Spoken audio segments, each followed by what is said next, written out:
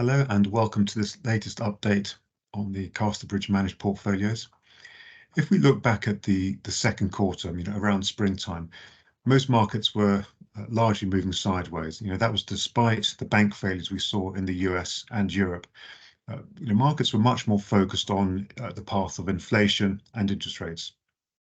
And they expected, inflation to peak over the summer, as it has done, start to decline, and then interest rates would start to fall by the end of 2023. But as regular viewers will remember, we've been much more cautious. Yes, inflation would peak and start to fall, but no, we felt that interest rates were not going to be cut as a result. Hence, we believe that over time, markets would start to become disappointed. And this is what's happened, over the third quarter. Equities and bonds, have been falling as they realise that central banks, are going to keep rates higher for longer in order to bring down inflation, at the risk of potentially, tipping Western economies into a sort of serious slowdown. And I think because we were ahead of others in forecasting that inflation would find this sort of new higher level, and that interest rates were going to stay higher for longer. We've been underweight equities and bonds to help to sort of navigate this scenario. And this is what has helped portfolios perform relatively well so far this year, on the back of a strong 2022. So we don't feel we need to make an awful lot of changes. We feel we're quite well positioned, but just a couple of additions to the portfolios which we've just recently made.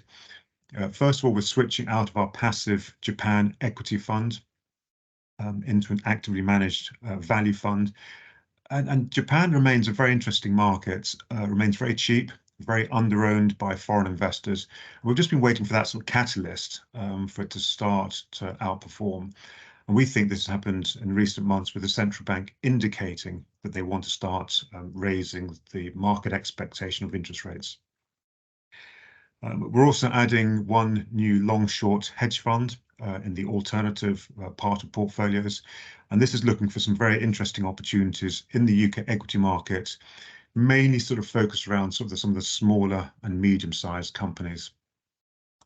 So overall, we still believe it's best to keep portfolios, fairly evenly balanced. Yes, we've got some very exciting and cheap holdings, which we've got plenty of upside. Once we get greater clarity on sort of the path of inflation, interest rates, and where the economy is likely to be, particularly as we head into next year. We're also balancing that with some higher quality, albeit more expensive holdings, which can provide some greater stability just at the moment. And we've also got exposed to higher income funds in both equities and bonds. So effectively, we're being sort of paid whilst we wait for that greater clarity.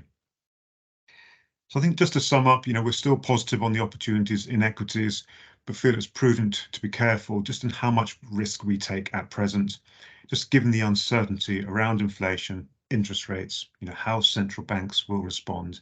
And bearing in mind, we've still got, some of these geopolitical risks in the background, which are not going away.